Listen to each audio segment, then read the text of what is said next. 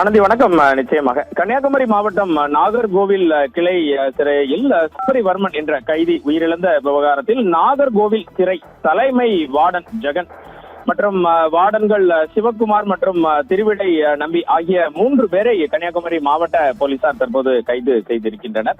இந்த சபரிவர்மன் தென் தாமரைக்குளம் காவல் நிலையத்தின் சார்பில் 9ஆம் தேதி கைது செய்யப்பட்டார்.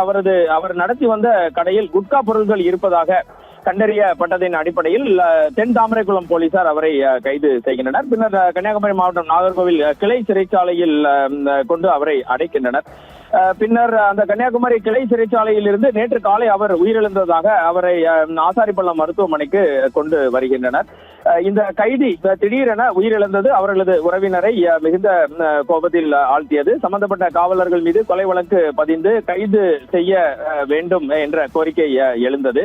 3 பேர் கைது செய்யப்பட்டதாக தகவல்கள் தெரிவித்தாலும் ஒருவர் மட்டுமே, இந்த தலைமை வார்டர் மட்டுமே கைது செய்யப்பட்டிருக்கிறார். மற்றவர்கள் துறை ரீதியாக அவர்கள் மீது நடவடிக்கை மேற்கொள்ளப்பட்டு பணி நீக்கம் செய்யப்பட்டிருக்கிறார்கள் என்ற தகவல் காவல்துறை உயர் அதிகாரிகளிடமிருந்து தற்போது சத்தியம் தொலைக்காட்சிக்கு பிரத்யேகமாக கிடைத்திருக்கிறது.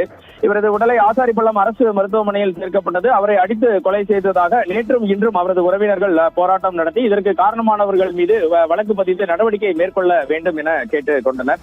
இந்த அடிப்படையில் கன்னியாகுமரி மாவட்ட எஸ்பி ஸ்டாலின் அவர்களுடன் பேச்சுவார்த்தை நடத்தி யார் தவறு செய்திருந்தாலும் அவர்கள் மீது உரிய நடவடிக்கை உடனடியாக மேற்கொள்ளப்படும், சம்பந்தப்பட்டவரின் குடும்பத்திற்கு வேலைவாய்ப்பு மற்றும் அரசு உதவிகள் வழங்கப்படும் என தெரிவித்ததை அடுத்து மிக தீவிரமான விசாரணையை மேற்கொண்டு தற்போது சிறை வார்டன் தலைமை வார்டன் ஜெகன் தற்போது கைது செய்யப்பட்டிருக்கிறார். மற்ற 3 பேர் பணி இடை நீக்கம் செய்யப்பட்டதாக தகவல்கள் வெளியாகி இருக்கிறது.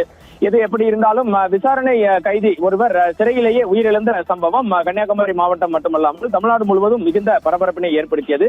இந்த நிலையில் கன்னியாகுமரி மாவட்ட எஸ்பி ஸ்டாலின் விரிவாக விசாரணை மேற்கொண்டு ஒருவரை கைது செய்யப்பட்டிருப்பது குறிப்பிடத்தக்கது.